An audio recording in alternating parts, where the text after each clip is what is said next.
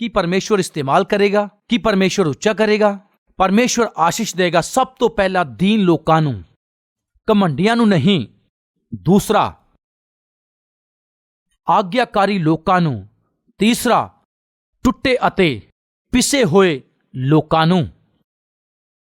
ਪਰਮੇਸ਼ਵਰ ਜਦੋਂ ਇੱਕ ਵਿਅਕਤੀ ਨੂੰ ਆਸ਼ੀਸ਼ ਦਿੰਦਾ ਹੈ, ਉਸ ਨੂੰ ਤੋੜਦਾ ਹੈ। ਤੁਹਾਡੇ ਵਿੱਚੋਂ ਕੋਈ ਚਾਹੁੰਦਾ ਹੈ ਕਿ ਪਰਮੇਸ਼ਵਰ ਮੈਨੂੰ ਆਸ਼ੀਸ਼ ਦੇਵੇ ਇਸ ਤਰ੍ਹਾਂ? ਇਹਦਾ ਫਾਰਮੂਲਾ ਕੀ ਜਾਣਦੇ ਹੋ? ਸਭ ਤੋਂ ਪਹਿਲਾਂ ਟੁੱਟਣਾ ਹੈ। ਜਿਹੜੀ ਜ਼ਮੀਨ ਟੁੱਟੇਗੀ ਨਹੀਂ, ਦੱਸੋ, ਉਹ ਫਸਲ ਨਹੀਂ ਉਗਾਏਗੀ। ਜਿਹੜਾ ਬੱਦਲ ਫਟੇਗਾ ਨਹੀਂ, ਉਹ ਮੀਂਹ ਨਹੀਂ ਬਰਸਾਏਗਾ। ਜਿਹੜੀ ਕਣਕ ਨਹੀਂ ਪੀਸੇਗੀ, ਉਹ ਭੁੱਖ ਨੂੰ ਮਿਟਾ ਨਹੀਂ ਸਕੇਗੀ। ਜਿਹੜਾ ਗੰਨਾ ਪਿਸੇਗਾ ਨਹੀਂ, ਉਹ ਰਸ ਨਹੀਂ ਦੇਗਾ। ਜਿਹੜਾ ਦਾਖ ਕੁਚਲਿਆ ਨਾ ਜਾਵੇ, ਉਹ ਰਸ ਨਹੀਂ ਦੇ ਸਕਦਾ। ਜਦੋਂ ਤੱਕ ਅਸੀਂ ਕੁਚਲੇ ਨਹੀਂ ਜਾਵਾਂਗੇ, ਟੁੱਟੇ ਨਹੀਂ ਜਾਵਾਂਗੇ, ਮਸਲੇ ਨਹੀਂ ਜਾਵਾਂਗੇ, ਤੁਹਾਡਾ ਅਤੇ ਮੇਰਾ ਆਸ਼ੀਸ਼ ਨੂੰ ਪਾਉਣਾ ਬਹੁਤ ਹੀ ਮੁਸ਼ਕਿਲ ਹੈ। ਪਿਆਰਿਓ, ਮੈਂ ਪੁੱਛਦਾ ਹਾਂ, ਜਿਨ੍ਹਾਂ ਨੂੰ ਪਰਮੇਸ਼ਵਰ ਨੇ ਆਸ਼ੀਸ਼ ਦਿੱਤੀ, ਜਿਨ੍ਹਾਂ ਨੂੰ ਪਰਮੇਸ਼ਵਰ ਨੇ ਉੱਚਾ ਕੀਤਾ, ਪਰਮੇਸ਼ਵਰ ਦੁਆਰਾ ਇਸਤੇਮਾਲ ਕੀਤੇ ਗਏ ਲੋਕ ਜਿਹੜੇ ਬਾਈਬਲ ਦੇ ਵਿੱਚ ਹੈ, ਉਹ ਪਹਿਲਾਂ ਤੋੜੇ ਗਏ। ਫਿਰ ਪਿੱਛੇ ਵੇਖਦੇ ਹਾਂ, ਪਰਮੇਸ਼ਵਰ ਨੇ ਅਬਰਾਹਮ ਨਾਲ ਵਾਅਦਾ ਕੀਤਾ ਕਿ ਮੈਂ ਤੈਨੂੰ ਪੁੱਤਰ ਦਿਆਂਗਾ। ਵਾਅਦਾ ਤਾਂ ਪਰਮੇਸ਼ਵਰ ਨੇ ਕੀਤਾ, ਲੇਕਿਨ ਅਬਰਾਹਮ ਨੂੰ ਤੋੜਿਆ। ਪਿਆਰਿਓ, ਕਿੰਨੇ ਸਮੇਂ ਤੱਕ? 25 ਸਾਲਾਂ ਤੱਕ ਟੁੱਟ ਗਿਆ। ਪਿਆਰਿਓ, 25 ਸਾਲਾਂ ਤੱਕ ਤੋੜੇ ਜਾਣ ਤੋਂ ਬਾਅਦ ਅਤੇ ਪੀਸੇ ਜਾਣ ਤੋਂ ਬਾਅਦ ਪਰਮੇਸ਼ਵਰ ਅਬਰਾਹਮ ਦੇ ਵਿਸ਼ਵਾਸ ਨੂੰ ਵੇਖ ਕੇ ਖੁਸ਼ ਹੋ ਕੇ ਉਸਨੇ ਪੁੱਤਰ ਦਿੱਤਾ। ਯੂਸਫ ਨੂੰ ਪਰਮੇਸ਼ਵਰ ਨੇ ਆਸ਼ੀਸ਼ ਦੇਣੀ ਹੈ, ਆਪਣੇ ਹੱਥਾਂ ਨਾਲ ਉਸ ਦਾ ਇਸਤੇਮਾਲ ਕਰਨਾ ਹੈ। ਇਸ ਤੋਂ ਪਹਿਲਾਂ ਪਰਮੇਸ਼ਵਰ ਨੇ ਉਸ ਨੂੰ ਤੋੜਿਆ। ਪਿਆਰਿਓ, ਉਹਦੇ ਭਰਾਵਾਂ ਨੇ ਉਹਦੇ ਨਾਲ ਵੈਰ ਕੀਤਾ, ਉਹਦੀ ਨਿੰਦਾ ਕੀਤੀ ਗਈ, ਜ਼ਖਮੀ ਕੀਤਾ ਗਿਆ, ਸ਼ਰਮਿੰਦਾ ਕੀਤਾ ਗਿਆ, ਵੇਚ ਦਿੱਤਾ ਗਿਆ, ਅਨਾਥ ਅਤੇ ਇਕੱਲਾ ਹੋ ਗਿਆ। ਦੂਸਰੇ ਦੇਸ਼ ਵਿੱਚ ਬੇਗਾਨੇ ਵਿਅਕਤੀ ਦੇ ਕੋਲ ਇੱਕ ਨੌਕਰ ਹੋ ਕੇ ਕੰਮ ਕਰਨਾ ਪਿਆ। ਅਨਿਆਏ ਦੇ ਨਾਲ ਉਹਦੇ ਉੱਪਰ ਇਲਜ਼ਾਮ ਵੀ ਲਾਇਆ ਗਿਆ ਅਤੇ ਉਸ ਨੂੰ ਜੇਲ੍ਹ ਵੀ ਜਾਣਾ ਪਿਆ। ਤੁਸੀਂ ਜਾਣਦੇ ਹੋ ਪਿਆਰਿਓ, 13 ਸਾਲਾਂ ਤੱਕ ਸਜ਼ਾ ਮਿਲੀ। ਪਰਮੇਸ਼ਵਰ ਨੇ ਉਸ ਨੂੰ ਤੋੜਿਆ। ਉਹਦੇ ਹੱਥ ਦੀਆਂ ਜੰਜੀਰਾਂ ਨੇ ਉਸ ਨੂੰ ਜ਼ਖਮੀ ਕਰ ਦਿੱਤਾ। ਇਸ ਤਰ੍ਹਾਂ ਬਾਈਬਲ 'ਚ ਲਿਖਿਆ ਹੈ। ਇੱਕ ਵਿਅਕਤੀ ਨੂੰ ਪਰਮੇਸ਼ਵਰ ਇਸਤੇਮਾਲ ਕਰਨ ਤੋਂ ਪਹਿਲਾਂ ਉਸ ਵਿਅਕਤੀ ਨੂੰ ਤੋੜਦਾ ਹੈ। ਦੂਸਰਾ, 17 ਸਾਲ ਦੀ ਉਮਰ ਦੇ ਵਿੱਚ ਪਰਮੇਸ਼ਵਰ ਨੇ ਦਾਊਦ ਦਾ ਅਭਿਸ਼ੇਕ ਕੀਤਾ। ਅਭਿਸ਼ੇਕ ਹੋਣ ਤੋਂ ਬਾਅਦ ਉਸਨੇ ਰਾਜੇ ਦੀ ਕੁਰਸੀ ਦੇ ਸਿੰਹਾਸਨ ਤੇ ਬੈਠਣਾ ਸੀ, ਪਰ ਨਾ ਬੈਠ ਸਕਿਆ। 5 ਸਾਲ ਬੀਤ ਗਏ, ਨਹੀਂ ਬੈਠ ਪਾਇਆ। 6 ਸਾਲ ਬੀਤ ਗਏ, ਨਹੀਂ ਬੈਠ ਪਾਇਆ। ਅਗਰ ਧਿਆਨ ਦੇ ਨਾਲ ਵੇਖਾਂਗੇ ਤਾਂ ਦਾਊਦ ਵੀ 13 ਸਾਲਾਂ ਤੱਕ ਸਤਾਇਆ ਗਿਆ। ਉਹਦਾ ਆਪਣਾ ਸਹੁਰਾ ਹੀ ਉਸ ਨੂੰ ਮਾਰਨ ਦੀ ਕੋਸ਼ਿਸ਼ ਕਰਨ ਲੱਗਾ। ਉਹਦੀ ਆਪਣੀ ਪਤਨੀ ਨੇ ਹੀ ਬਹੁਤ ਹੀ ਉਸ ਨੂੰ ਨੀਚਾ ਦਿਖਾਇਆ, ਬੇਇੱਜ਼ਤੀ ਕੀਤੀ। ਉਹ ਸ਼ਰਮਿੰਦਾ ਹੋ ਗਿਆ। ਇਹਨਾਂ ਸਭ ਦੇ ਦੌਰਾਨ ਸਵੇਰ ਤੋਂ ਲੈ ਕੇ ਸ਼ਾਮ ਤੱਕ ਸ਼ਾਉਲ ਦੇ ਦੁਆਰਾ ਉਹ ਭਜਾਇਆ ਗਿਆ। ਉਸ ਨੂੰ ਜੰਗਲ ਦੇ ਵਿੱਚ ਰਹਿਣਾ ਪਿਆ। ਪਿਆਰਿਓ, ਜਿਸ ਨੇ ਗੋਲੀਅਤ ਅਰਗੇ ਨੂੰ ਮਾਰਿਆ, ਉਸੇ ਨੂੰ ਹੀ ਇੱਕ ਡਰਪੋਕ ਦੀ ਤਰ੍ਹਾਂ ਭਜਣਾ ਪਿਆ। ਉਹ ਡਰਪੋਕ ਨਹੀਂ ਸੀ। ਅਭਿਸ਼ੇਕਿਤ ਸ਼ਾਉਲ ਨੂੰ ਮੈਂ ਹੱਥ ਨਹੀਂ ਲਾਉਣਾ, ਇਸ ਫੈਸਲੇ ਕਾਰਨ ਉਸ ਨੂੰ ਭਜਣਾ ਪਿਆ। ਭੁੱਖੇ ਪਿਆਸੇ ਉਸ ਨੂੰ ਭਟਕਣਾ ਪਿਆ। ਪੀਸਿਆ ਗਿਆ। ਪਿਆਰਿਓ, ਧੁੱਪ ਵਿੱਚ, ਠੰਡ ਵਿੱਚ, ਮੀਂਹ ਦੇ ਵਿੱਚ ਕਿੰਨੇ ਸਾਲਾਂ ਤੱਕ ਜਾਣਦੇ ਹੋ? 13 ਸਾਲਾਂ ਤੱਕ। ਇਧਰ ਯੂਸਫ ਵੀ ਸਤਾਇਆ ਗਿਆ, ਦੂਜੇ ਪਾਸੇ ਦਾਊਦ ਵੀ ਸਤਾਇਆ ਗਿਆ।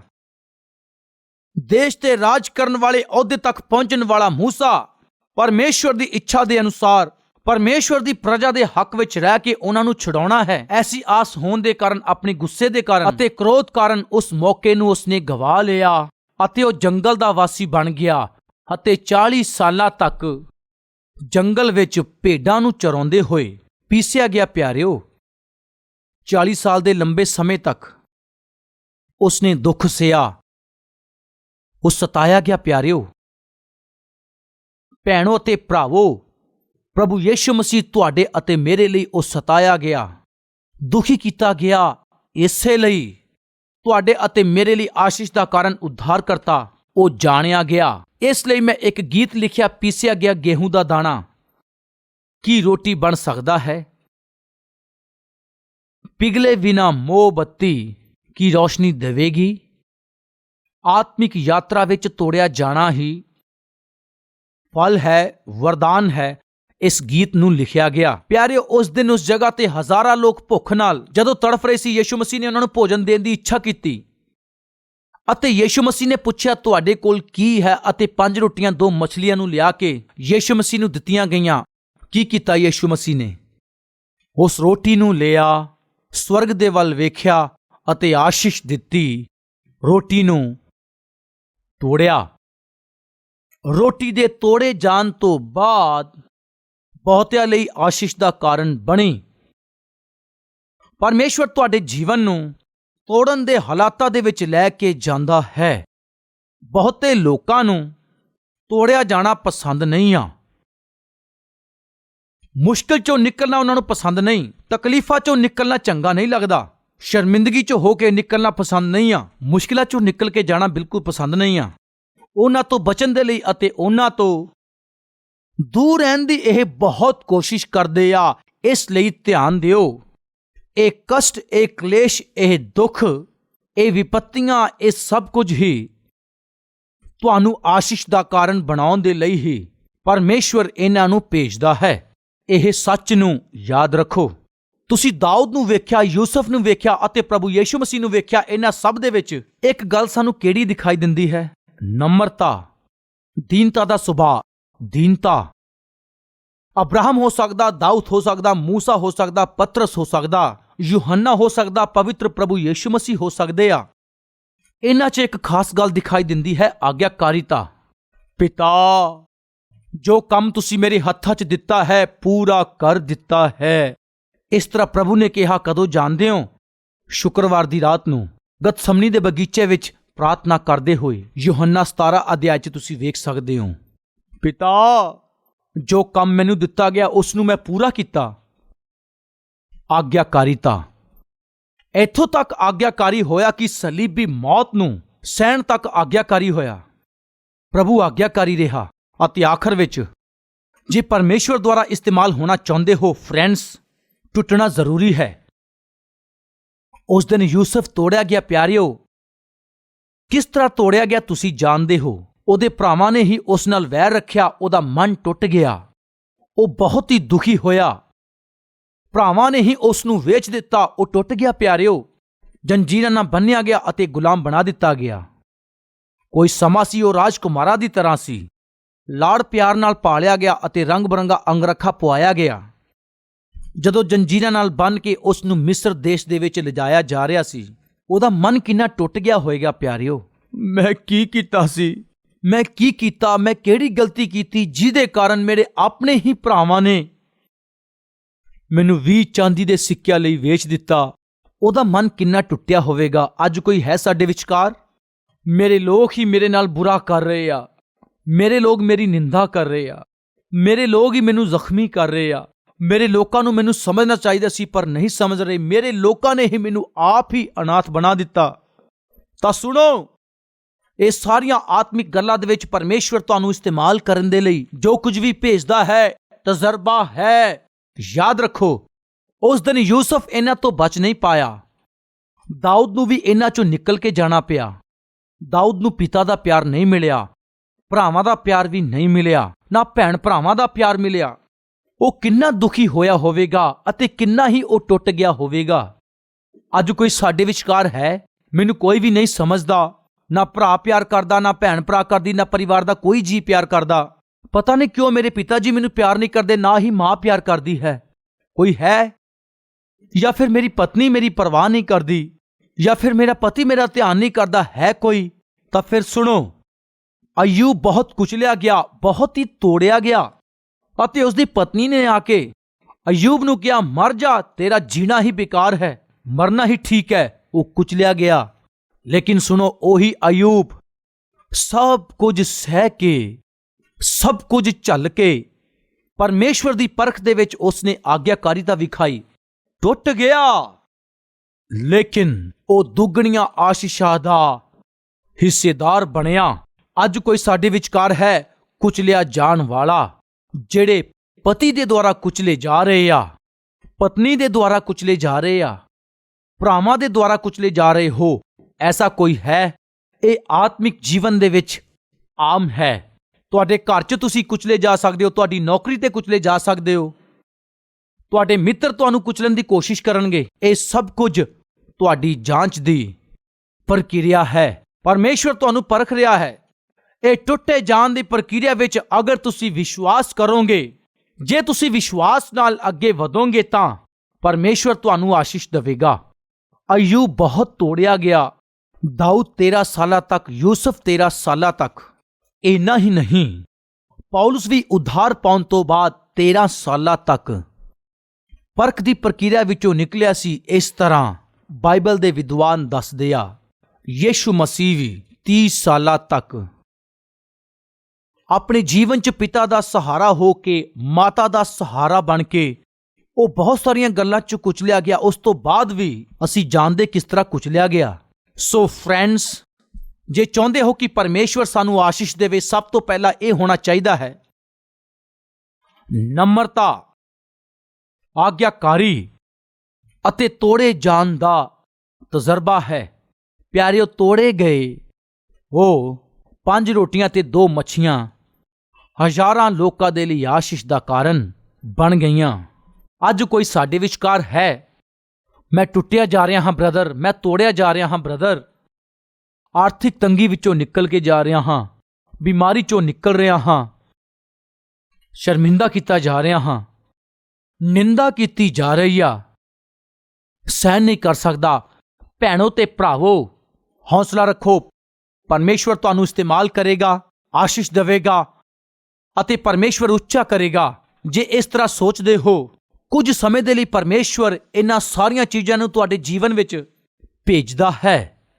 ਤਜਰਬੇ ਦੇ ਨਾਲ ਤੁਸੀਂ ਜੇ ਇਹਦੇ ਤੇ ਜਿੱਤ ਪਾਓਗੇ, ਅਗਰ ਜਿੱਤ ਲਾਓਗੇ, ਪਰਮੇਸ਼ਵਰ ਨੇ ਜੋ ਤੁਹਾਡੇ ਲਈ ਰੱਖੀਆਂ ਹੈ ਉਹ ਆਸ਼ੀਸ਼ਾਂ ਸਾਰੇ ਬੰਧਨਾਂ ਨੂੰ ਤੋੜ ਕੇ ਤੁਹਾਡੇ ਲਈ ਆ ਜਾਣਗੀਆਂ। ਜੇ ਤੁਸੀਂ ਧਿਆਨ ਨਾਲ ਜਾਂਚੋਗੇ, 40 ਸਾਲ ਜੰਗਲ ਦੇ ਵਿੱਚ ਕੁਚਲੇ ਹੋਏ ਮੂਸਾ ਨੂੰ ਬੁਲਾਹਟ ਮਿਲੀ। ਕਿਉਂ? ਅਗੁਆ ਬਣਨ ਦੇ ਲਈ। 13 ਸਾਲ ਸਤਾਏ ਜਾਣ ਵਾਲੇ ਦਾਊਦ ਨੂੰ ਬੁਲਾਹਟ ਮਿਲੀ। ਕਾਹਦੇ ਲਈ? ਅਭਿਸ਼ੇਕ ਪਾਉਣ ਦੇ ਲਈ। 13 ਸਾਲ ਭਿਆਨਕ ਤਰੀਕੇ ਨਾਲ ਜਿਹੜਾ ਸਤਾਇਆ ਗਿਆ ਸੀ, ਉਸ ਯੂਸਫ ਨੂੰ ਬੁਲਾਹਟ ਮਿਲੀ। ਕੈਸੀ ਬੁਲਾਹਟ? ਉਸ ਦੇਸ਼ ਤੇ ਰਾਜ ਕਰਨ ਦੀ। 24 ਸਾਲ ਤੱਕ ਨਿਰਾਸ਼ਾ ਦੇ ਨਾਲ ਪਰੇਸ਼ਾਨ ਹੋ ਕੇ ਰਹਿਣ ਵਾਲੇ ਅਬਰਾਹਮ ਨੂੰ ਖੁਸ਼ਖਬਰੀ ਮਿਲੀ। ਉਹ ਕੀ ਸੀ? ਆਉਣ ਵਾਲੇ ਸਾਲਾਂ 'ਚ ਤੇਰੀ ਇੱਛਾ ਪੂਰੀ ਕਰਨ ਜਾ ਰਿਹਾ ਹਾਂ। ਇੱਕ ਪੁੱਤਰ ਮੈਂ ਦੇਣ ਜਾ ਰਿਹਾ ਹਾਂ, ਮੈਂ ਇੱਕ ਵਾਰਿਸ ਦੇਣ ਜਾ ਰਿਹਾ ਹਾਂ। ਉਸ ਪੁੱਤਰ ਦੇ ਦੁਆਰਾ ਮੈਂ ਸਾਰੀਆਂ ਜਾਤੀਆਂ ਨੂੰ ਆਸ਼ੀਸ਼ ਦੇਣ ਜਾ ਰਿਹਾ ਹਾਂ। ਯੈਸ, ਇੱਕ ਵਾਰ ਤੁਹਾਡੇ ਪਰਖ ਦਾ ਸਮੇਂ ਖਤਮ ਹੋਣ ਤੋਂ ਬਾਅਦ, ਸੁਣੋ ਫਰੈਂਡਸ, ਇੱਕ ਵਾਰ ਪਰਮੇਸ਼ਵਰ ਦੁਆਰਾ ਤੁਹਾਡੇ ਜੀਵਨ 'ਚ ਲਿਆਂਦੀਆਂ ਗਈਆਂ ਪ੍ਰੀਖਿਆ ਦਾ ਸਮੇਂ ਸਮਾਪਤ ਹੋਣ ਤੋਂ ਬਾਅਦ, ਇੱਕ ਦਿਨ ਦੀ ਵੀ ਦੇਰੀ ਨਹੀਂ ਕਰੇਗਾ, 1 ਘੰਟੇ ਦੀ ਵੀ ਦੇਰੀ ਨਹੀਂ ਕਰੇਗਾ, 1 ਮਿੰਟ 1 ਸਕਿੰਟ ਵੀ ਦੇਰੀ ਨਹੀਂ ਕਰੇਗਾ। ਅੱਜ ਹੋ ਸਕਦਾ ਤੁਹਾਡੇ ਜੀਵਨ ਦੇ ਹਾਲਾਤ ਖਰਾਬ ਹੋਣ, ਚਾਹੇ ਮਰੁਸਤਲ ਦੀ ਤਰ੍ਹਾਂ ਹੋਵੇ, ਚਾਹੇ ਸੁੱਕ ਗਿਆ ਹੋਵੇ, ਹਰ ਗੱਲ 'ਚ ਤੁਸੀਂ ਨਿਰਾਸ਼ ਤੇ ਪਰੇਸ਼ਾਨ ਹੋ। ਤੁਹਾਡੇ ਜੀਵਨ 'ਚ ਕੁਝ ਵੀ ਕੱਲ ਦੇ ਬਾਰੇ ਸੋਚਣ ਤੇ ਵੀ ਵਿਸ਼ਵਾਸ ਨਹੀਂ ਹੋ ਰਿਹਾ ਹੈ, ਨਾ ਸੋਚ ਪਾ ਰਹੇ ਹੋ ਕਿ ਇਹ ਸੱਚ ਹੈ। ਪਿਆਰਿਓ, ਇੱਕ ਦਿਨ ਮੈਂ ਨਾਗਾਰਜੁਨ ਸਾਗਰ, ਹੁਣ ਨਹੀਂ ਕਈ ਸਾਲ ਪਹਿਲਾਂ, ਉਹ ਨਾਗਾਰਜੁਨ ਸਾਗਰ ਡੈਮ ਦੇ ਉੱਪਰੋਂ ਵੀ ਅਸੀਂ ਯਾਤਰਾ ਕਰਕੇ ਜਾ ਸਕਦੇ ਹਾਂ। ਇਸ ਤਰ੍ਹਾਂ ਜਾਂਦੇ ਸਮੇਂ ਮੈਂ ਜਦੋਂ ਵੇਖ ਰਿਹਾ ਸੀ ਤਾਂ ਇੱਕ ਪਾਸੇ ਉਹ ਬਹੁਤ ਹੀ ਡੂੰਘਾ ਸੀ, ਬਹੁਤ ਹੀ ਖਾਈ ਦੀ ਤਰ੍ਹਾਂ ਸੀ, ਸਭ ਕੁਝ ਸੁੱਕਿਆ ਹੋਇਆ ਸੀ, ਪੱਥਰ ਵਿਖ ਰਹੇ ਸੀ, ਦੂਰ ਤੱਕ ਕਿਤੇ ਵੀ ਕੋਈ ਪਾਣੀ ਦੀ ਖਾਈ ਨਹੀਂ ਦੇ ਰਿਹਾ ਸੀ, ਸਭ ਕੁਝ ਸੁੱਕਾ ਪਿਆ ਸੀ, ਮਰੁਸਥਲ ਦੀ ਤਰ੍ਹਾਂ। ਜਦੋਂ ਵੇਖਿਆ ਇਹ ਤਾਂ ਸਭ ਕੁਝ ਸੁੱਕਿਆ ਪਿਆ ਹੈ, ਮਰੁਸਥਲ ਦੀ ਤਰ੍ਹਾਂ ਹੈ, ਸਭ ਪੱਥਰ ਹੈ। ਠੀਕ ਹੈ, ਖੱਬੇ ਪਾਸੇ ਵੇਖਣ ਤੇ ਮਰੁਸਥਲ ਤੇ ਪੱਥਰ ਦਿਖਾਈ ਦਿੱਤੇ ਅਤੇ ਸੱਜੇ ਪਾਸੇ ਵੇਖਣ ਤੇ ਦੱਸੋ ਫੁੱਲ ਪਾਣੀ ਭਰਿਆ ਹੋਇਆ ਸੀ, ਪੂਰਾ ਪਾਣੀ ਭਰਿਆ ਸੀ। ਖੱਬੇ ਪਾਸੇ ਪੂਰਾ ਨਾਗਾਰਜੁਨ ਸਾਗਰ ਪੂਰਾ ਭਰਿਆ ਹੋਇਆ ਸੀ ਅਤੇ ਖੱਬੇ ਪਾਸੇ ਸੁੱਕਾ ਸੀ। ਇੱਕ ਦਿਨ ਆ ਹੀ ਗਿਆ, ਗੇਟ ਖੁੱਲ੍ਹਣੇ ਪਏ ਗੇਟਾਂ ਨੂੰ ਖੋਲ੍ਹਣ ਦਾ ਸਮਾਂ ਆ ਗਿਆ। ਉਸ ਤੋਂ ਬਾਅਦ ਮੈਂ ਉੱਥੇ ਫਿਰ ਗਿਆ ਸੀ ਗੇਟ ਖੁੱਲ੍ਹਣ ਤੋਂ ਬਾਅਦ ਉਸ ਜਗ੍ਹਾ ਨੂੰ ਵੇਖਣ ਦੇ ਲਈ। ਪਿਆਰਿਓ, ਇਸ ਪਾਸੇ ਦਾ ਪਾਣੀ ਜਿਹੜਾ ਸੀ ਉਹ ਰੋਜ਼-ਰੋਜ਼ ਵੱਧਦਾ ਹੀ ਗਿਆ। ਇੱਕ ਸਮਾਂ ਆਇਆ, ਉਸ ਪਾਣੀ ਨੂੰ ਰਿਲੀਜ਼ ਕਰਨ ਦਾ ਸਮਾਂ ਆ ਗਿਆ। ਜਿਹੜਾ ਮਰੁਸਤਲ ਦੀ ਤਰ੍ਹਾਂ ਵਿਖਿਆ ਸੀ, ਜਿਹੜਾ ਬੰਜਰ ਲੱਗ ਰਿਹਾ ਸੀ, ਜਿਹੜਾ ਸੁੱਕਾ ਹੋਇਆ ਲੱਗ ਰਿਹਾ ਸੀ, ਉਹ ਪੂਰਾ ਇਲਾਕਾ ਬਹੁਤ ਹੀ ਪਾਣੀ ਦੇ ਨਾਲ ਉਹ ਪੂਰੀ ਜਗ੍ਹਾ ਭਰ ਦਿੱਤੀ ਗਈ। ਭਰਾਵੋ ਸੁਣ ਰਹੇ ਹੋ, ਭੈਣੋ ਸੁਣ ਰਹੇ ਹੋ, ਤੁਸੀਂ ਇੱਕ ਪਾਸੇ ਹੀ ਵੇਖ ਰਹੇ ਹੋ, ਉਹ ਵੀ ਸੁੱਕੀ ਹੋਈ ਜਗ੍ਹਾ ਦੇ ਵੱਲ, ਜਿਹੜਾ ਬੰਜਰ ਹੋ ਚੁੱਕਿਆ ਉਸ ਪਾਸੇ ਵੇਖ ਰਹੇ ਹੋ। ਖਰਾਬ ਹਾਲਾਤਾਂ ਨੂੰ ਤੁਸੀਂ ਵੇਖ ਰਹੇ ਹੋ, ਪਰ ਤੁਹਾਡੇ ਜਾਣੇ ਬਿਨਾਂ ਹੀ ਪਰਮੇਸ਼ਵਰ ਤੁਹਾਡੇ ਜੀਵਨ ਨੂੰ ਭਰਪੂਰ ਕਰਨ ਦੇ ਲਈ ਦੂਜੇ ਪਾਸੇ ਉੱਤਮ ਆਸ਼ੀਸ਼ਾਂ ਨੂੰ ਲੈ ਕੇ ਆਉਂਦੇ ਹੋਏ ਆ ਰਿਹਾ ਹੈ। ਪਰਮੇਸ਼ਵਰ ਦਾ ਸਹੀ ਸਮੇਂ ਆਏਗਾ, ਪਰਮੇਸ਼ਵਰ ਦਾ ਨਿਯੁਕਤ ਸਮਾਂ ਆਏਗਾ। ਆਸ਼ੀਸ਼ਾਂ ਦੇ ਗੇਟਾਂ ਨੂੰ ਖੋਲਣ ਦਾ ਦਿਨ ਆਏਗਾ। ਪਰਮੇਸ਼ਵਰ ਇਸ ਲਈ ਦੇਰੀ ਕਰ ਰਿਹਾ ਹੈ, ਇਸ ਲਈ ਇੰਤਜ਼ਾਰ ਕਰ ਰਿਹਾ ਹੈ। ਕਾਹਦੇ ਲਈ ਕਵਾਂਗੇ? ਤੁਹਾਡੇ ਵਿੱਚ ਜੋ ਨਮਰਤਾ ਹੋਣੀ ਚਾਹੀਦੀ, ਜੋ ਆਗਿਆਕਾਰੀ ਹੋਣੀ ਚਾਹੀਦੀ, ਤੁਹਾਡੇ ਜੀਵਨ 'ਚ ਜਿਹੜੀ ਟੁੱਟੀ ਹੋਈ ਸਥਿਤੀ ਹੈ, ਪਰਮੇਸ਼ਵਰ ਜਿੰਨਾ ਵੇਖਣਾ ਚਾਹੁੰਦੇ ਆ, ਅਗਰ ਉਹ ਨਾ ਵਿਖਾਈ ਦਵੇ ਤਾਂ ਉਹ ਦੇਰ ਕਰੇਗਾ। ਉਹ ਪਾਣੀ ਜਿੰਨਾ ਵਧਣਾ ਚਾਹੀਦਾ ਹੈ ਉਹਨਾਂ ਵਧਣ ਤੱਕ ਉਹ ਗੇਟ ਨਹੀਂ ਖੋਲਦੇ ਆ ਨਾ। ਤੁਹਾਡੇ 'ਚ ਨਮਰਤਾ ਜਿੰਨੀ ਹੋਣੀ ਚਾਹੀਦੀ ਹੈ ਉਹਦੇ ਵਧਣ ਤੱਕ, ਆਗਿਆਕਾਰੀ ਜਿੰਨੀ ਹੋਣੀ ਚਾਹੀਦੀ ਹੈ, ਅਗਰ ਉਹ ਨਾ ਦਿਖਾਈ ਦਵੇ, ਟੁੱਟਿਆ ਫੁੱਟਿਆ ਮਨ, ਪਰਮੇਸ਼ਵਰ ਜਿੰਨਾ ਚਾਹੁੰਦਾ ਹੈ ਅਗਰ ਉਹ ਨਾ ਵਿਖੇ, ਪਰਮੇਸ਼ਵਰ ਇੰਤਜ਼ਾਰ ਕਰੇਗਾ। ਜਿਹੜੀ ਦੇਰੀ ਹੋ ਰਹੀ ਆ ਪਰਮੇਸ਼ਵਰ ਦੇ ਹੱਥ ਵਿੱਚ ਨਹੀਂ ਆ, ਤੁਹਾਡੇ ਹੱਥ ਵਿੱਚ। ਜਦ ਤੱਕ ਉਸ ਸਮੇਂ ਤੱਕ, ਪਰਮੇਸ਼ਵਰ ਦੇ ਠਹਿਰਾਏ ਹੋਏ ਸਮੇਂ ਤੱਕ ਤੁਹਾਡੀ ਆਤਮਿਕਤਾ ਬਣੇਗੀ, ਤੁਹਾਡੀਆਂ ਆਸ਼ੀਸ਼ਾਂ ਦੇ ਗੇਟਾਂ ਨੂੰ ਪਰਮੇਸ਼ਵਰ ਖੋਲ ਦੇਗਾ।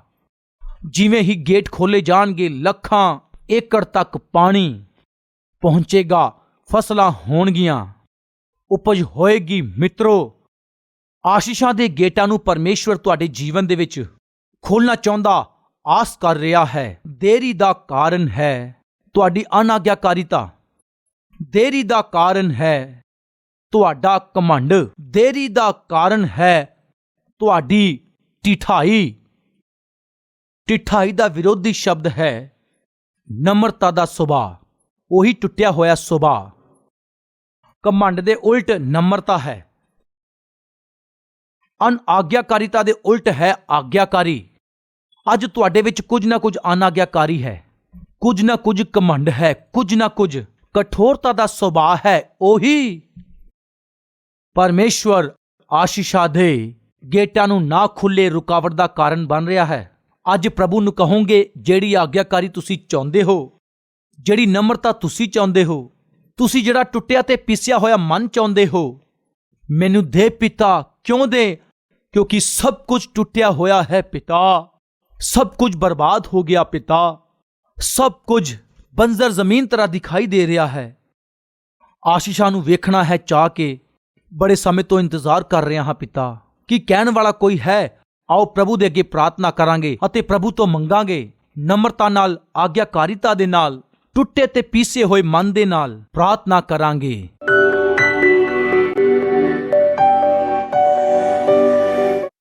ਮਹਾਨ ਪ੍ਰੇਮੀ ਪਰਮੇਸ਼ਵਰ ਪਿਤਾ, ਬਹੁਤ ਹੀ ਸਪਸ਼ਟ ਸਾਡੇ ਨਾਲ ਗੱਲਾਂ ਕਰਨ ਲਈ ਤੁਹਾਡਾ ਧੰਨਵਾਦ। ਇੱਕ ਵਿਅਕਤੀ ਨੂੰ ਜੇ ਤੁਸੀਂ ਆਸ਼ੀਸ਼ ਦੇਣੀ ਹੈ, ਵਧਾਉਣਾ ਹੈ, ਉਸ ਤੋਂ ਪਹਿਲਾਂ ਉਸ ਵਿਅਕਤੀ ਦੇ ਅੰਦਰ ਟੁੱਟਿਆ ਤੇ ਪੀਸਿਆ ਹੋਇਆ ਮਨ ਹੋਣਾ ਚਾਹੀਦਾ ਹੈ। ਆਗਿਆਕਾਰੀਤਾ ਦਾ ਗੁਣ ਹੋਣਾ ਚਾਹੀਦਾ। ਇਹ ਗੁਣ ਜਿਹਦੇ ਵਿੱਚ ਹੋਏਗਾ, ਜ਼ਰੂਰ ਪ੍ਰਭੂ ਜੀ ਤੁਸੀਂ ਉਸ ਨੂੰ ਆਸ਼ੀਸ਼ ਦਿਓਗੇ। ਪਿਤਾ, ਅੱਜ ਅਸੀਂ ਜਿਸ ਨੂੰ ਵੀ ਜਾਂਚ ਕੇ ਵੇਖੀਏ, ਯੂਸਫ ਹੋ ਸਕਦਾ ਹੈ, ਦਾਊਦ ਹੋ ਸਕਦਾ ਹੈ, ਮੂਸਾ ਹੋ ਸਕਦਾ ਹੈ, ਯੀਸ਼ੂ ਮਸੀਹ ਹੋ ਸਕਦੇ ਆ। ਇਹਨਾਂ ਸਾਰਿਆਂ ਦੇ ਜੀਵਨ 'ਚ ਇੱਕ ਖਾਸ ਗੱਲ ਵੇਖਦੇ ਹਾਂ, ਉਹਨਾਂ ਦੇ ਘਰ ਵਾਲਿਆਂ ਨੇ ਹੀ ਉਹਨਾਂ ਨਾਲ ਵੈਰ ਰੱਖਿਆ ਸੀ। ਪਿਤਾ ਜੀ, ਗਲਤ ਸਮਝਣਾ ਅਸੀਂ ਵੇਖਿਆ, ਅਨਿਆਏ ਕਰਦੇ ਹੋਏ ਅਸੀਂ ਵੇਖਿਆ, ਅਤੇ ਫਿਰ ਵੀ ਘਮੰਡ ਦੇ ਲਈ ਬਿਲਕੁਲ ਵੀ ਜਗ੍ਹਾ ਨਾ ਦੇ ਕੇ, ਗੁੱਸੇ ਨੂੰ ਬਿਲਕੁਲ ਵੀ ਜਗ੍ਹਾ ਨਾ ਦੇ ਕੇ, ਧੀਰਜ ਅਤੇ ਸਹਿਣ ਦੇ ਸੁਭਾਅ ਨੂੰ, ਤੁਹਾਡੀ ਇੱਛਾ ਤੇ ਤੁਹਾਡੀ ਆਤਮਿਕਤਾ ਦੇ ਅਧੀਨ ਰਹਿਣ ਦਾ ਸੁਭਾਅ, ਇਹੀ ਨਹੀਂ ਟੁੱਟੇ ਅਤੇ ਪੀਸੇ ਹੋਏ ਮਨ ਨੂੰ ਵਿਖਾਉਣ ਦਾ ਸੁਭਾਅ, ਇਹ ਸਾਰਿਆਂ 'ਚ ਅਸੀਂ ਵੇਖਿਆ ਪਿਤਾ, ਜਿਵੇਂ ਇਹ ਇਸਤੇਮਾਲ ਹੋਏ, ਅਗਰ ਸਾਨੂੰ ਵੀ ਇਸਤੇਮਾਲ ਕਰੋਗੇ, ਇਹਨਾਂ ਦਾ ਸੁਭਾਅ ਤੁਹਾਡੇ ਪੁੱਤਰ ਯੀਸ਼ੂ ਮਸੀਹ ਦਾ ਸੁਭਾਅ ਵੀ ਸਾਡੇ 'ਚ ਆ ਜਾਏ। ਐਸੇ ਜੀਵਨ ਦੇ ਲਈ ਤੁਹਾਡੀ ਹਜ਼ੂਰੀ ਵਿੱਚ ਪ੍ਰਾਰਥਨਾ ਕਰਨ ਵਾਲੇ ਹਰ ਇੱਕ ਸ਼ਖਸ ਨੂੰ ਨਮਰਤਾ ਨਾਲ, ਦੀਨਤਾ ਨਾਲ, ਟੁੱਟੇ ਹੋਏ ਮਨ ਨਾਲ ਤੁਸੀਂ ਭਰ ਦਿਓ ਅਤੇ ਇਸਤੇਮਾਲ ਕਰੋ ਲੋਕਾਂ ਲਈ ਨਮੂਨੇ ਦਾ ਕਾਰਨ ਅਤੇ ਤੁਹਾਡੀ ਮਹਿਮਾ ਲਈ ਜੀਣ ਦਾ ਅਨੁਗ੍ਰਹਿ ਕਰੋ। ਯੀਸ਼ੂ ਦੇ ਨਾਮ 'ਚ ਮੰਗਦੇ ਹਾਂ ਪਿਤਾ, ਆਮੀਨ।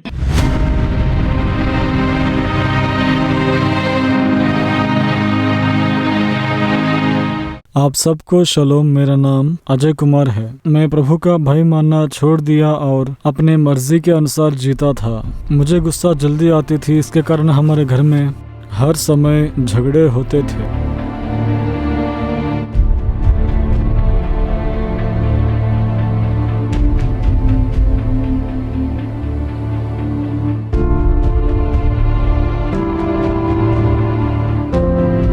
अगर कोई लड़की मुझे दिखाई दे तो मैं उनको बुरी नज़र से देखता था, मन में गंदे सोच और विचार लाता था। मेरा हृदय सारा पाप से भरा हुआ था, लेकिन एक भक्त जैसे नाटक करता था। हमारे पिताजी बहुत शराब पीते थे। उनकी तबीयत बिगड़ गई और हॉस्पिटल में उनकी मृत्यु हो गई। तब से हमारे घर में मुश्किलें बढ़ गए। आर्थिक समस्याओं के कारण हमारे घर में झगड़े होते थे, सुख शांति नहीं रहती थी। मेरे गलत सोच और विचार के कारण और घर में झगड़ों के कारण मैं प्रभु के मार्गों पर चल नहीं पाता था। ऐसे वाले समय में मैं अपने दोस्त के मोबाइल में कलवरी टेम्पल का वचन सुना। वचन सुनकर मुझे पता चला ये वचन मेरे जीवन को ज़रूर सुधारेगा, और अगले रविवार ही मैं कलवरी टेम्पल गया। उस दिन चर्च में वचन के द्वारा प्रभु के दास चेतावनी दिए। उस भयानक नरक दी अग तो बचाना है, छुड़ाना है। इस ਲਈ ਯੀਸ਼ੂ ਮਸੀਹ ਨੂੰ ਪਿਤਾ ਪਰਮੇਸ਼ਵਰ ਨੇ ਮਰਨ ਦੇ ਲਈ ਭੇਜ ਦਿੱਤਾ। ਐਨੇ ਵੱਡੇ ਬਲੀਦਾਨ ਨੂੰ ਕਰਨ ਤੋਂ ਬਾਅਦ, ਆਪਣੇ ਪੁੱਤਰ ਨੂੰ ਹੀ ਮਰਨ ਦੇ ਲਈ ਸੌਂਪਣ ਤੋਂ ਬਾਅਦ, ਜੇ ਤੁਸੀਂ ਅੱਜ ਵੀ ਗੁਨਾਹ 'ਚ ਜੀਓਗੇ, ਜੇ ਅੱਜ ਵੀ ਆਪਣੀ ਮਨਮਰਜ਼ੀ ਕਰੋਗੇ, ਤਾਂ ਉਸ ਪਰਮੇਸ਼ਵਰ ਦੇ ਪਿਆਰ ਨੂੰ ਨਾ ਸਮਝ ਕੇ, ਉਹਦੇ ਬਲੀਦਾਨ ਨੂੰ ਮਹੱਤਵ ਨਾ ਦੇ ਕੇ, ਜੇ ਹੁਣ ਵੀ ਗਲਤ ਰਾਹ ਤੇ ਚੱਲੋਗੇ, ਤਾਂ ਬੁਰਾ ਜੀਵਨ ਜੀਓਗੇ, ਤਾਂ ਪਰਮੇਸ਼ਵਰ ਦੁਆਰਾ ਕੀਤੀ ਹੋਈ ਭਲਾਈ, ਉਹਦੇ ਦੁਆਰਾ ਕੀਤੇ ਤਿਆਗ, ਕੀਤੇ ਹੋਏ ਬਲੀਦਾਨ ਦੇ ਨਾਲ ਕੀ ਤੁਹਾਨੂੰ ਕੋਈ ਫਾਇਦਾ ਹੋਵੇਗਾ? इस गल पे विचार करो। इतने दिन जो मैं एक भक्त के जैसे नाटक कर रहा था, वचन के द्वारा सीधे प्रभु मुझे बता दिए। मेरे गुस्से को और बुरे सोच विचारों को निकाल दीजिए। ऐसे मैं प्रभु से पश्चाताप करते हुए प्रार्थना किया। तब से नियमित रूप से चर्च जाते हुए, वचन सुनते हुए आत्मिक रूप से मैं आगे बढ़ रहा हूँ, और अब मैं अपने सारे बुरे आदतों को छोड़ दिया। अगर अब मुझे कोई स्त्री दिखाई देने से बुरे विचार नहीं ला रहा हूँ। अब मैं गुस्सा बिल्कुल नहीं कर रहा हूँ। घर में हम सुख शांति से रह रहे हैं। जब मैं अच्छी तरह से जीवन बिताना शुरू किया, हमारे घर वाले मेरी शादी करना चाहते थे। मैं प्रभु पर विश्वास करता था और चाहता था कि मुझे भी एक अच्छी विश्वासी पत्नी मिले। ये बात हमारे रिश्तेदारों को पसंद नहीं था। अगर आप मसीही शादी करोगे तो आपको बच्चे बिल्कुल नहीं होंगे, इस तरह से वो मुझसे कहते थे।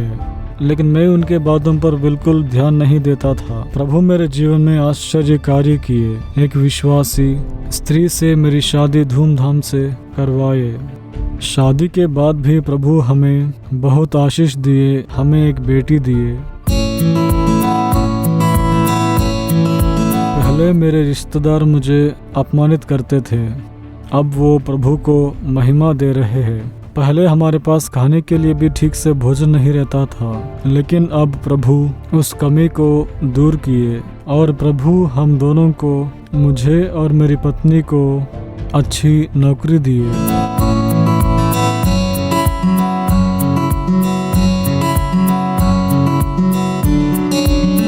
प्रभु हमें इतना आशीष दिए। हम चाहते थे कि हम प्रभु का सुसमाचार सुनाएं, और हम दोनों की तनख्वाह में से पैसों को इकट्ठा करके अब तक हम 4 बार प्रभु का सुसमाचार सबको सुनाए। पहले हमारा जीवन कमी घटियों से भरा हुआ था, लेकिन आज प्रभु हमारे जीवन में आशीषों से भर दिए। जहीराबाद में जब प्रभु का भवन निर्माण हो रहा था, प्रभु इसके लिए भेंट देने में मेरी सहायता किए। प्रभु के दास कलीसिया के लोगों से इतना प्रेम करते हैं। ऐसे कलीसिया में रहना हमारे लिए आशीषदायक है। हमारे परिवार के साथ और हमारे हर एक कामों में यीशु हमारे साथ है, इसलिए हम खुशी से जीवन बिता रहे हैं।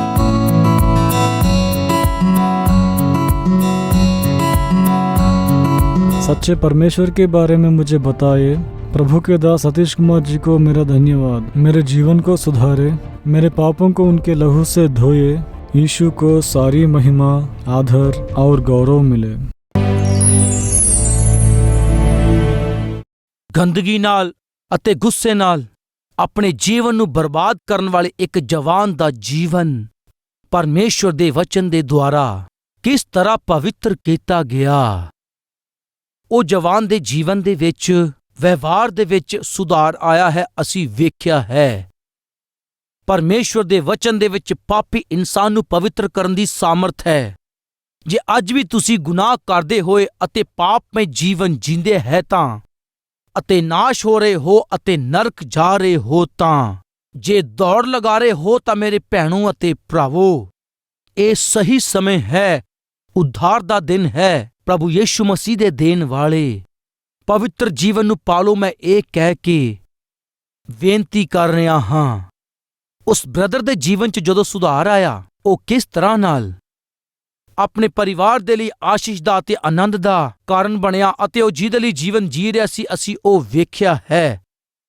ਵਚਨ ਨੇ ਉਹਦਾ ਜੀਵਨ ਸੁਧਾਰਿਆ ਹੈ, ਇਸ ਲਈ ਵਚਨ ਨੂੰ ਲੱਖਾਂ ਲੋਕਾਂ ਨੇ ਸੁਣਨਾ ਹੈ। ਇਸ ਲਈ ਉਸਨੇ ਕਲਵਰੀ ਆਵਾਜ਼ ਦੇ ਦੁਆਰਾ ਵਚਨ ਨੂੰ ਪਹੁੰਚਾਉਣ ਦੀ ਸਹਾਇਤਾ ਕੀਤੀ, ਅਸੀਂ ਵੇਖਿਆ ਹੈ। ਉद्धार ਪਾਏ ਹੋਏ ਹਰ ਵਿਅਕਤੀ ਨੇ ਨਾਸ਼ ਹੋਣ ਵਾਲੇ ਦੂਸਰੇ ਲੋਕਾਂ ਨੂੰ ਮਸੀਹ ਦੇ ਪਿਆਰ ਨੂੰ ਕੰਮਾਂ 'ਚ ਵਿਖਾਉਣਾ ਹੈ। ਮਸੀਹ ਦੇ ਸੁਸਮਾਚਾਰ ਦਾ ਪ੍ਰਚਾਰ ਕਰਨਾ ਹੈ। ਇਸ ਆਗਿਆ ਨੂੰ ਪਰਮੇਸ਼ਵਰ ਨੇ ਸਾਨੂੰ ਦਿੱਤੀ ਹੈ। ਇਸ ਆਗਿਆ ਨੂੰ ਗ੍ਰਹਿਣ ਕਰਨ ਵਾਲੇ ਕਲਵਰੀ ਟੈਂਪਲ ਦੇ ਮੈਂਬਰ ਉਸੇ ਤਰ੍ਹਾਂ ਇਸ ਦੀਨ ਸੇਵਕ ਦੇ ਸੰਦੇਸ਼ਾਂ ਦੁਆਰਾ ਆਤਮਿਕ ਤੌਰ ਤੇ ਆਸ਼ੀਸ਼ ਪਾਉਣ ਵਾਲੇ ਇਸ ਕਰੋਨਾ ਕਾਲ ਦੇ ਵਿੱਚ ਬਿਨਾਂ ਰੋਕੇ ਵੀ ਸੁਸਮਾਚਾਰ ਦੇ ਲਈ ਮਦਦ ਕਰ ਰਹੇ ਆ। ਇਸੇ ਲਈ ਕਲਵਰੀ ਆਵਾਜ਼ ਦੇ ਟੀਵੀ ਪ੍ਰੋਗਰਾਮ ਨੂੰ ਬਿਨਾਂ ਰੋਕੇ, ਬੰਦ ਕੀਤੇ ਬਿਨਾਂ ਹਰ ਭਾਸ਼ਾ ਜਾਣੇ 16 ਭਾਸ਼ਾ 'ਚ ਸੁਸਮਾਚਾਰ ਪ੍ਰਚਾਰ ਕੀਤਾ ਜਾ ਰਿਹਾ। ਇਹਦਾ ਖਾਸ ਕਾਰਨ ਇਹ ਹੈ ਕਿ ਇਸ ਤਰ੍ਹਾਂ ਦੇ ਧੰਨਵਾਦੀ ਲੋਕ ਪਰਮੇਸ਼ਵਰ ਦੁਆਰਾ ਕੀਤੀਆਂ ਆਸ਼ੀਸ਼ਾਂ ਲਈ ਮੈਂ ਕੀ ਦੇ ਸਕਦਾ ਹਾਂ। ਉਸਨੇ ਪਾਪੀ ਜੀਵਨ ਨੂੰ ਪਵਿੱਤਰ ਕੀਤਾ ਅਤੇ ਨਰਕ ਵਾਲੇ ਪਰਿਵਾਰ ਨੂੰ ਸੁਧਾਰ ਦਿੱਤਾ। ਇਸ ਤਰ੍ਹਾਂ ਉਸ ਭਰਾ ਨੇ ਧੰਨਵਾਦੀ ਤੌਰ ਤੇ ਕਲਵਰੀ ਆਵਾਜ਼ ਦੀ ਸਹਾਇਤਾ ਕੀਤੀ। ਧੰਨਵਾਦੀ ਜੀਵਨ ਹੈ ਐਸਾ ਧੰਨਵਾਦੀ ਜੀਵਨ ਅਗਰ ਹੈ ਤਾਂ ਅਸੀਂ ਚੁੱਪ ਕਿਵੇਂ ਰਵਾਂਗੇ। ਧੰਨਵਾਦੀ ਹੋ ਕੇ ਆਪਣੇ ਕੰਮਾਂ ਦੇ ਵਿੱਚ ਧੰਨਵਾਦ ਨੂੰ ਦਿਖਾਓ ਤਾਂ ਕਿੰਨਾ ਚੰਗਾ ਹੋਵੇਗਾ। ਇੱਕ ਪਾਸੇ ਤੁਹਾਡੇ ਜੀਵਨ ਨੂੰ ਮਸੀਹ ਦੀ ਸਮਾਨਤਾ ਦੇ ਵਿੱਚ ਬਦਲਣ ਦੇ ਲਈ ਪਵਿੱਤਰ ਆਤਮਾ ਦੇ ਅੱਗੇ ਪ੍ਰਾਰਥਨਾ ਕਰੋ। ਉਸੇ ਤਰ੍ਹਾਂ ਮਸੀਹ ਦੇ ਸੁਸਮਾਚਾਰ ਅਤੇ ਸੰਦੇਸ਼ਾਂ ਨੂੰ ਲੱਖਾਂ ਲੋਕਾਂ ਤੱਕ ਪਹੁੰਚਾਓ।